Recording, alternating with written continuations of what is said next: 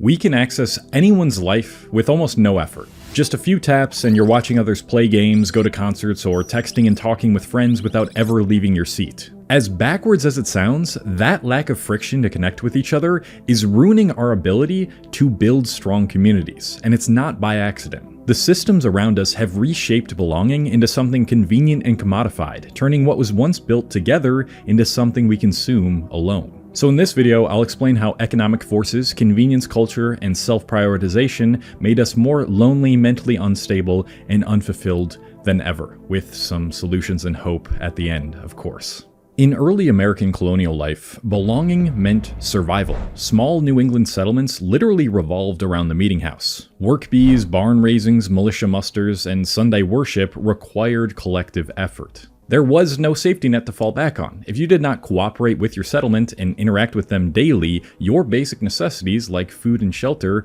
would have to be gathered and built by yourself. This means you had no other choice than to befriend others and get close to them, even on days when you felt like you just wanted to lay down in your bed and scroll TikTok for 5 hours. I know that's hard to believe, and I know what you might be thinking.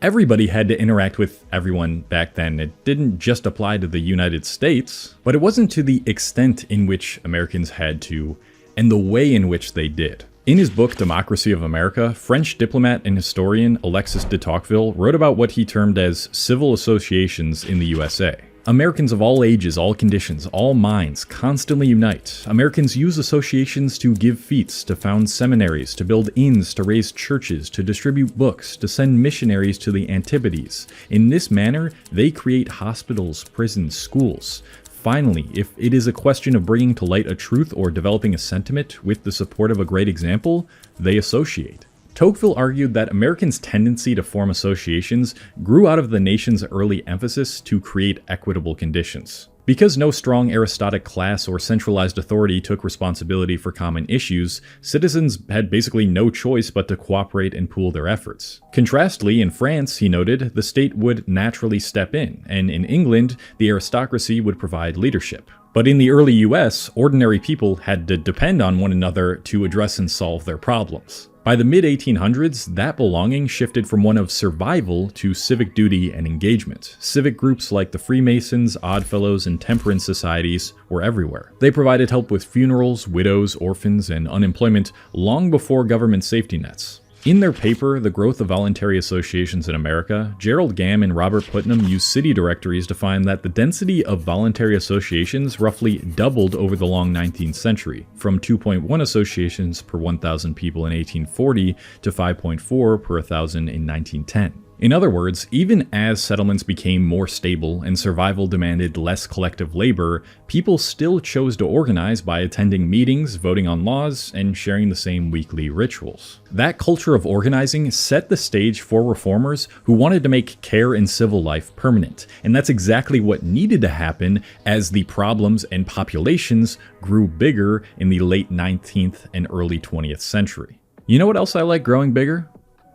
My muscles, which is why I sometimes consume today's sponsor, David. Listen, I love lifting weights, I really do, and that means I need to keep my protein high. Sometimes that comes at the cost of a lot of calories and time spent making a meal that I might not have time for. But David protein bars completely get rid of that problem. They have the highest protein to calorie ratio on the market at 150 calories and 28 grams of protein per bar. Absolutely wild. I just got restocked on their new cinnamon roll flavor, which I think is my new favorite over blueberry pie now, but I'm actually shocked at how not chalky and not too artificially sweet these taste, especially given the macros. If you're trying to build or maintain muscle without consuming a ton of calories, or you just want a really easy way and quick way to get that in, you should give David a shot. You can get a whole carton entirely for free when you order 4 or more by clicking the first link in the description or scanning that QR code that you see on screen right now. And if your favorite flavor is out of stock, you can check out Amazon or their store locator on the David website.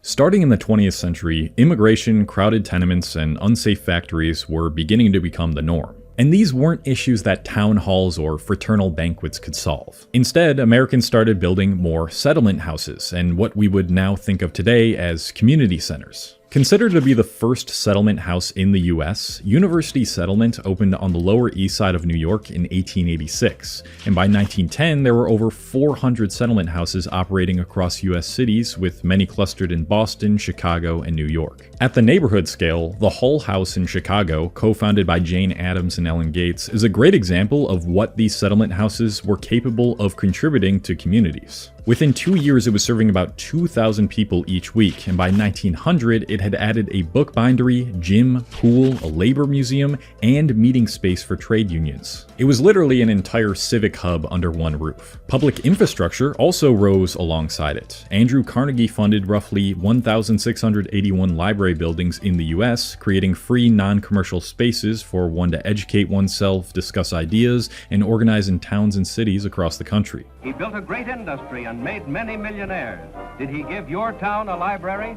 And one location which many of us consider to be a foundational place to build bonds and connections early on in life really rose in popularity in the early 1900s: the playground. The Playground Association of America formed in 1906, and within 2 decades, the number of US playgrounds expanded to 5,006 by 1924. By 1920, the YMCA had 1,400 branches nationwide. Community life became rigidly institutionalized, and all these developments paved the way for what could be considered the peak institutional belonging era in America, the post-World War II era. When America's economy boomed, a huge contributor to the feeling of community, especially in the workplace, reached record highs. These were the unions. In 1954, about 34.8 to 35% of wage and salary workers belonged to a union, an organization formed by workers who joined together and used their strength to have a voice in the workplace. Religious membership was just as normalized. About 7 in 10 Americans belonged to a church through most of the post-war era.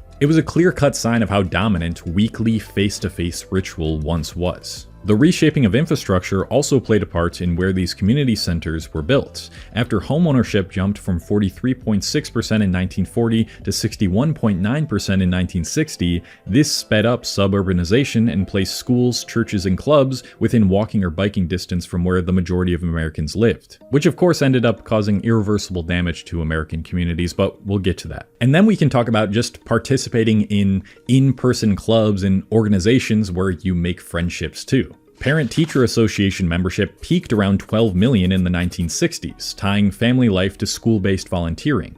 Bowling was a massive ritual. In 1961, 6.5 million adults bowled in sanctioned leagues, roughly 1 in 17 adults. And youth sports turned parks into daily commons. By 1961, Little League counted more than 5,500 leagues. Due to the influence of all these communal-based activities, it incentivized people to pursue other recreational activities too. National Park Service recreation visits climbed to 71.6 million by 1960 and kept rising through the decade. Just another of the many examples of shared non-commercial time together. So by now we've got a good snapshot of the past 200 years or so in America and how almost everything revolved around interacting, joining, or developing with communities and friends. We went from community as survival to civic identity to institutional belonging. But what happened next would change everything. It would make it easier than ever for you to barely have to speak with another person on a day-to-day basis and keep community behind a paywall.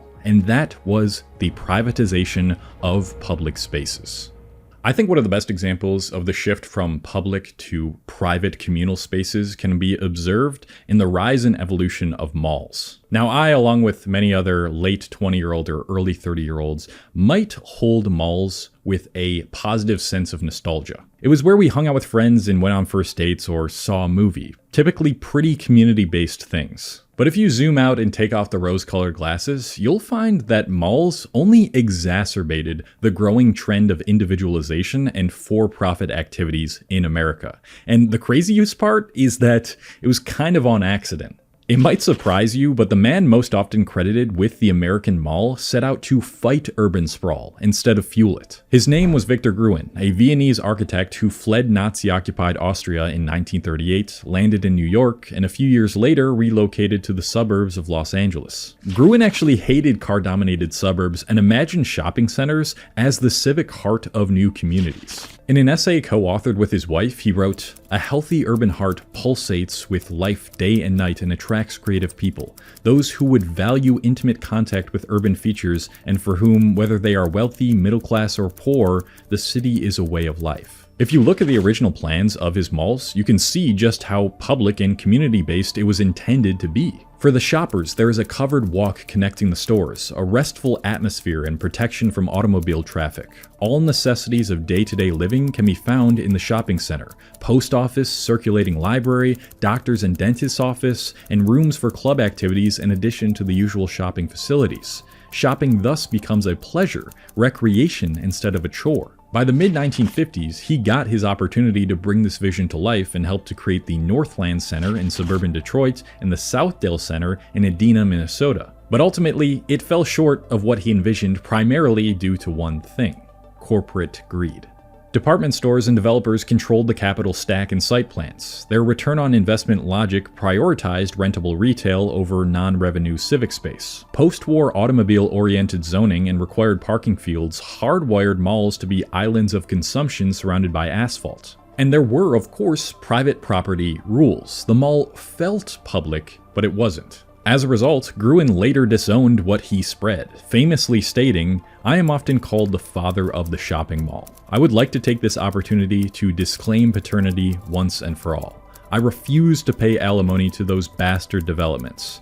They destroyed our cities." The reason I'm placing so much emphasis on this story is because it's one of the most vivid examples of what happens when maximizing profit is prioritized, and how policy and developments in the post-war era channeled people's ability to socialize into consumption spaces. And that trend is more relevant than ever today. It really is difficult to find a place to engage with your community and find people to connect with that doesn't require you to drive a long way or spend a lot of money. And the things that used to have little to no barrier to entry now require you to invest into them financially. Instead of true public squares, you got malls, and now mostly like lifestyle centers, private plazas, or nothing at all. Instead of a city rec center, it's a monthly gym, boutique studio, or climbing gym.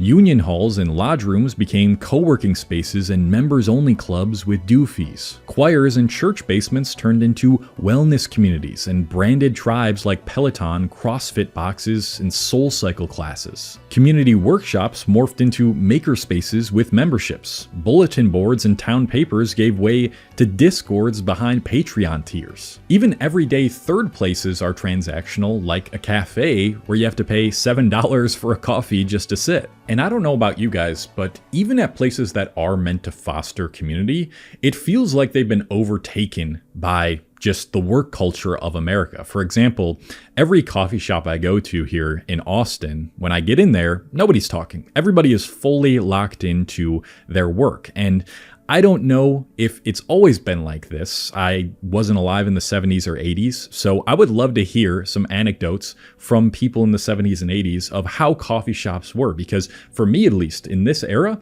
every time I go into a coffee shop, nobody's talking. It's not community-based. You can't even really consider it a third place because most people just go there to do their work, so it is a place for work. The only real big counterexample of all of this at this point is libraries. Public libraries are one of the rare free social infrastructures, with 1.35 billion in-person visits in a recent pre-pandemic year. But again though, libraries aren't necessarily a place where you foster community and a sense of belonging, and that seems to be a common theme amongst what third places are now left here. And wouldn't you know it, the rise in malls and maximizing profit coincides with the declines in civic participation across the board. Union density went from 34.8% of wage and salary workers to just 9.9% in 2024. Formal membership in churches or other houses of worship fell to 47% in 2020. National PTA membership went from 12 million to 5 million.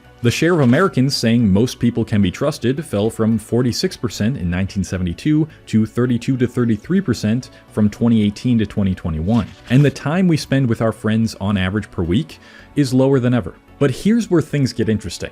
As we've now learned, it is systemically one of the most, if not the most difficult period to find community in this country. But at the same time, technology has technically made it easier than ever. This is where we need to discuss a new big development that's only happened within the past couple decades or so, and that's the cultural shift to convenience and individual priority. Like I said at the beginning of the video, all of these technological advancements have made it ridiculously easy to have all of our basic needs met without needing to befriend anyone. Want to rent an apartment? Just take a self-tour on your phone, email the manager, and sign your lease without face-to-face contact. Need food to survive?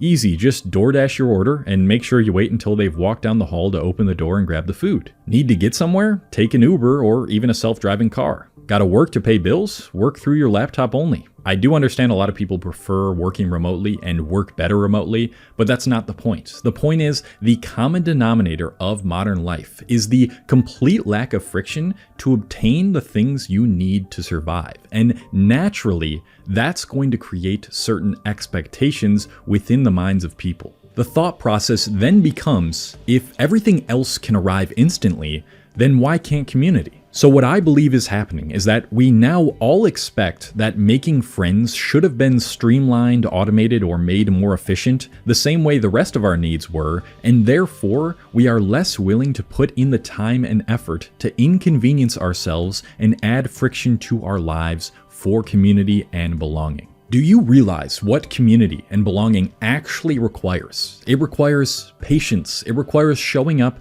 even when you don't want to. It requires you to do things that sometimes take a lot of work that you don't want to do. But because the culture now is so individualistic and consumerist, people are not willing to deprioritize themselves for a group.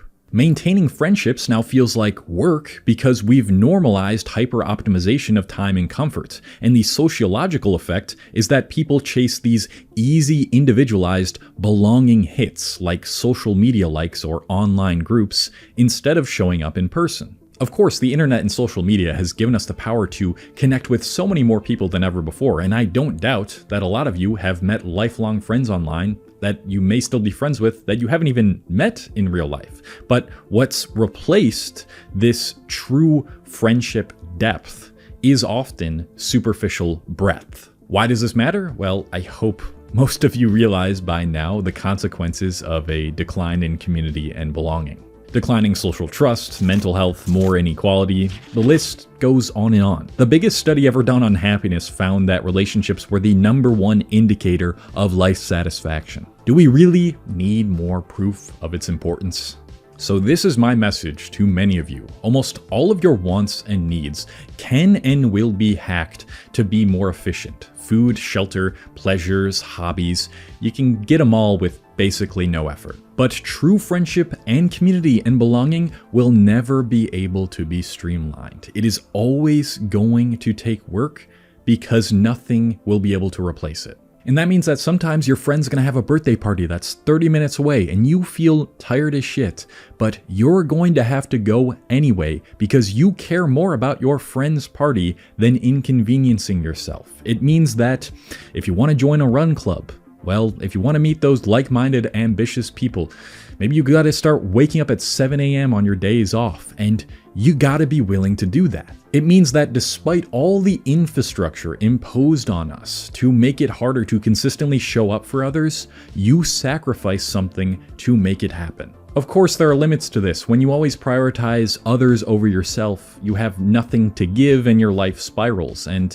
there's gonna be people who treat you like trash and don't reciprocate the same sort of kindness, and they drain your energy. And in those cases, it's almost always better to be alone than be with those people. But people are starting to think that any inconvenience or sacrifice means that these friends or this community isn't meant for them just because it isn't coming effortlessly. This is what we're forgetting to do because these big corporations want you to think that they're helping you by removing all the friction from your life.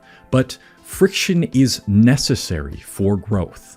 Almost anything that comes easy doesn't bring lasting fulfillment. Anything that doesn't require you to maintain it, to keep it healthy, isn't alive. And life feels like it's more worth living when you're surrounded by more life. This requires a collective effort, a cultural shift where people stop asking, how can I use this so that I can make more money off people, and start asking, how can I cultivate a space where people aren't afraid to show up and be themselves? Not everything you do has to have a monetary incentive, even if you aren't happy with where you're at financially. You don't realize how many opportunities can open up if you just become the space for people to be themselves or to connect with like-minded people. So I leave you with this question. What are you willing to inconvenience yourself for?